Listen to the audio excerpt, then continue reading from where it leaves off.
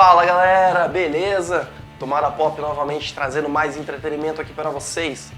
Dessa vez a gente vai trazer alguns comentários, as nossas visões a respeito da série que está sendo um sucesso agora, que é Chernobyl. E a gente vai pedindo para você, se inscreva no nosso canal. Ativa o sininho para receber todas as notificações. E bora para o nosso primeiro vídeo de série. Vamos lá. E aí, o que Chernobyl vem trazendo para nós? É interessante de falar que é uma produção da HBO, que veio logo na sequência, né, para preencher o vazio deixado por Game of Thrones. E aí foi até uma boa sacada da HBO, porque estreou na semana seguinte de Game of Thrones e muita gente ainda tinha tempo, né, da assinatura da HBO Go, né? Vou fazer aquela assinatura um mêsinho só pra poder matar o Game of Thrones. E aí você vê, pô, veio uma série legal aí. E é interessante de falar também que apesar do sucesso atual de Chernobyl, ela não foi tão divulgada assim, ela passou ali nos canais da HBO, mas o que ganhou mesmo notoriedade foi os fãs comentando, né? As pessoas comentando a respeito da série. Principalmente por causa da questão da qualidade da série. A qualidade da série. E isso é uma minissérie, né? São apenas 5 episódios. Rapidinho pra fazer uma maratona. Sim. E aí do que trata essa série? Bom, em 26 de abril de 1986 ocorreu na Ucrânia o maior desastre nuclear já visto na história. Ele disparou essa explosão do reator 4 da usina lá de Chernobyl, ele acabou espalhando material radioativo na atmosfera. E isso foi algo que se propagou não só na cidade de Pripyat, que fica lá no norte da Ucrânia, mas ele estava ganhando consequências inimagináveis. Muito maiores, muito maiores. A fidelidade da série com os eventos reais, ela é o que chama muito a atenção. Sim. E até, inclusive, teve até alguns desconfortos lá na Rússia, porque sempre tiveram aquela questão da parte do comunismo. Inclusive, a história se passa no final da década de 80, na verdade trata 2 anos, né? Durante 1986, o acidente, mais 2 anos pra frente. E ela fala da questão da Guerra Fria. Sim, ainda estava nesse contexto. Então eles têm o pensamento, aquela preocupação de não vazamento das informações. Sim. Isso é legal de falar, que nem você comentou, de ser uma série bem fiel, porque o Craig Mazin, que ele é o roteirista, ele estudou muito a fundo esse tema. E é interessante de notar também que ele vem de comédias, né? Totalmente ele vem de Se Beber Não Case, parte 1, parte 2, Todo Mundo em Pânico também, acho que o terceiro ele dirigiu. Isso. E ele fez uma pesquisa muito intensa, ele até se baseou num livro que se chama Vozes de Chernobyl, que são várias pessoas contando perspectivas do que aconteceu naquela noite de 1986. Fatídica noite. E o que é legal dizer também da série, nós temos também o diretor do filme, da série, que era basicamente o diretor de clipes, né? Que era o Johan Henk.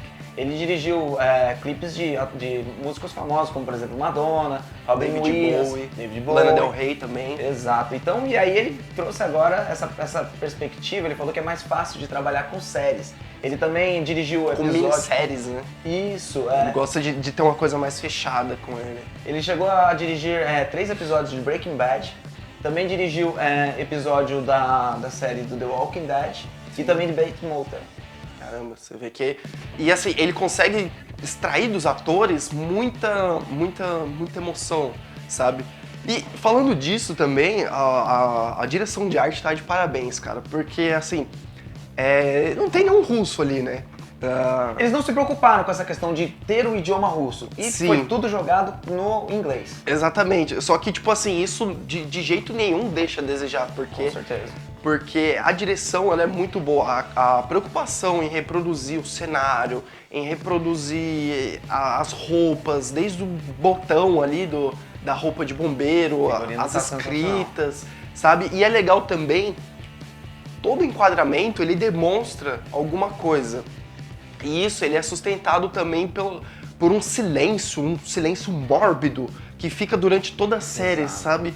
Então, tipo, mostra o local e aquele silêncio, assim, e parece um filme de terror, muitas vezes.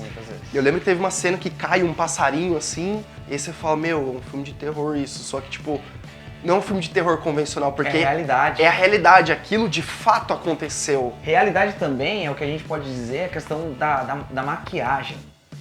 Quando segue a questão das consequências da doença, da radiação, principalmente para aquelas pessoas que chegaram no início da explosão, cara, são coisas pesadas. Sim. E aí a gente fala também da questão da interpretação.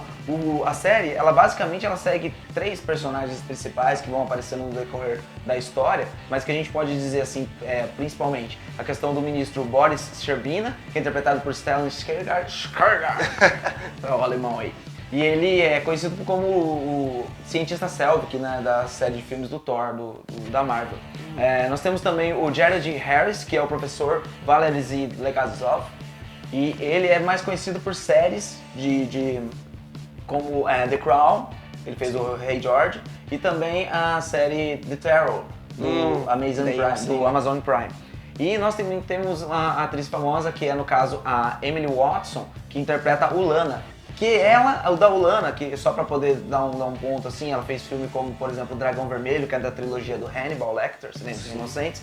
Mas a Ulana, ela é uma culminação de várias histórias. É uma junção, né? Várias histórias de vários cientistas, estudiosos que tiveram a proximidade com o caso, né? Exato. Mais uma vez o cuidado do Craig Mazin, né?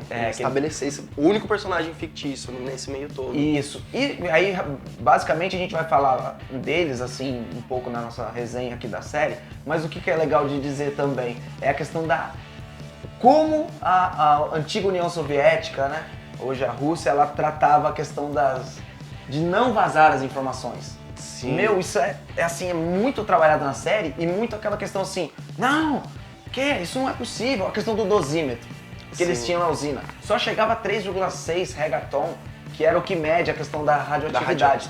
Cara, 3,6 não é nada, eles até citam algumas horas lá em questão de um raio-x e tal, né? Sim. É um pouco mais que um raio-x. Só que eles vão vendo que aquilo só media aquela quantidade. Aí tinha um outro que era maior, que não aguentou. Depois eles pegaram os dos bombeiros, que media até 200, e eles falaram, atingiu, tá, mas isso não é tão preocupante. Quando eles fazem aquela questão da reunião de vários ministros, sim, onde aí aparecem algum personagem um pouco, assim, menos famoso, um ator menos famoso, mas que tem muita participação no filme, que é no caso do o primeiro-ministro, né, Gorbachev.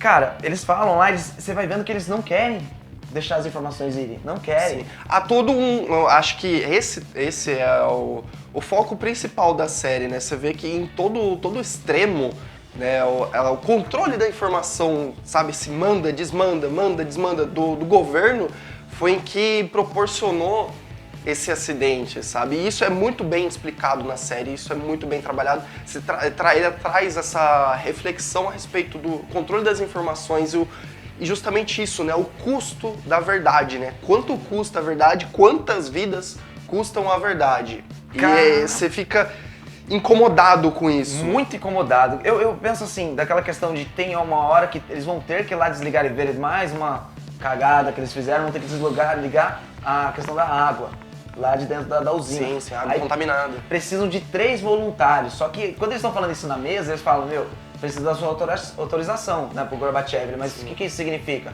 É condenar os caras à morte. E aí quando fala isso lá, eles até vão explicando, e mesmo assim os caras se voluntariam.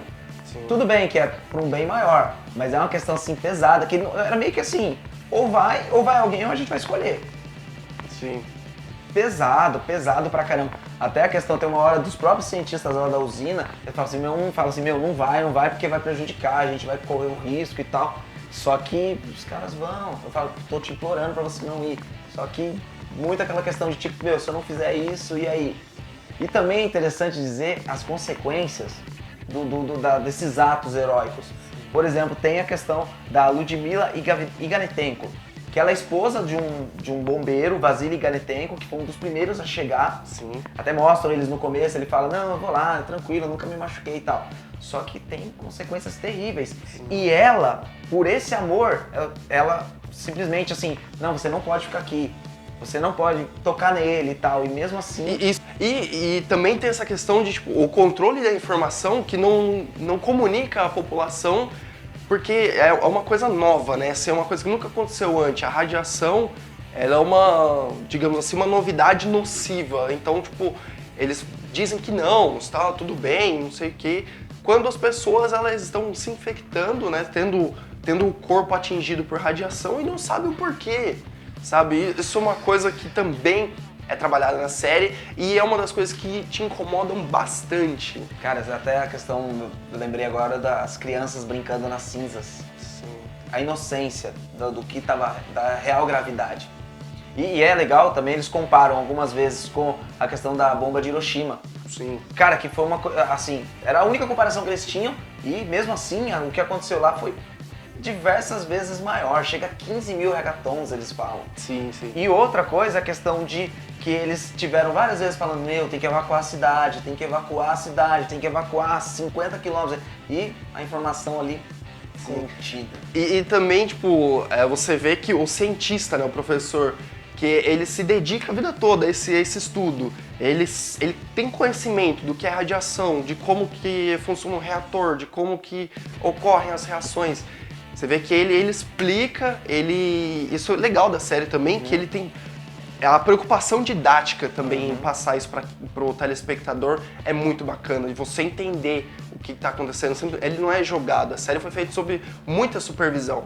Correto. O Craig Mazin e o Johan Henke, eles tiveram muito esse cuidado de ter essa didática. E você vê que mesmo o professor tendo argumentos que sustentam, argumentos científicos que sustentam o que ele está falando, as autoridades falam assim, não. Ignora totalmente, isso não existe. Ou seja, você vê que ainda é uma coisa atual, de que, você estuda, mas eu vou pelo que eu acho, eu vou pelo achismo.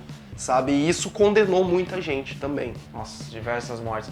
E também é bacana de dizer essa preocupação deles com a fidelidade do que aconteceu realmente. Tem até uns vídeos na internet que comparam a série, vídeo da série, com vídeos dos acontecimentos reais. Outra coisa que é legal dizer é que a série ela é basicamente dividida em 3 partes. Vamos dizer assim, que os 3 primeiros episódios mostram o que aconteceu, os dias que se sucederam à grande tragédia, tentando evitar uma tragédia maior, porque simplesmente eles demonstram pra gente que o ser humano, ou pelo menos o continente europeu, cara, a gente correu muito risco. Sim. Muito risco se as coisas não fossem corrigidas até nível de extinção. Muito pesado. Até hoje, lá no norte da Ucrânia, essa parte não é habitada. Não existe vida lá. Não. E aí a série é dividida em 3 partes. Os 3 primeiros episódios, basicamente, os eventos que ocorreram. O quarto é mais lidando com as consequências, essas preocupações para que não se alastre. E é pesado até a questão... a busca pela verdade também ocorre em paralelo. A contenção dos animais. Esse é um episódio pesado. E o quinto é basicamente o julgamento e mostra novamente a questão da explosão meio que de dentro. Sim. Isso é muito legal, esse contraponto que eles fazem. E basicamente a série é uma série assim, rápida, uma minissérie, 5 episódios, muito pesada, muito fiel aos eventos reais e que vale a pena assistir. Sim, E por favor, né, tomara que a HBO continue investindo em séries históricas, digamos assim, né? Porque Chernobyl se provou um grande sucesso. E aí, PH, você acha que é digna de maratona? Cara, com certeza é digna de maratona. Cerca de 1 hora cada episódio, 5 horinhas, passa rapidinho aí um final de semana, um domingo chuvoso de repente. Digno de maratona. E diga aí pra gente, vocês já assistiram Chernobyl? Comenta aqui com a gente. Comenta o que vocês acharam do nosso vídeo. Se inscreve aqui no nosso canal, ativa o sininho para receber todas as notificações, deixa aquele likezinho aqui para ajudar a gente. E até a próxima. Valeu!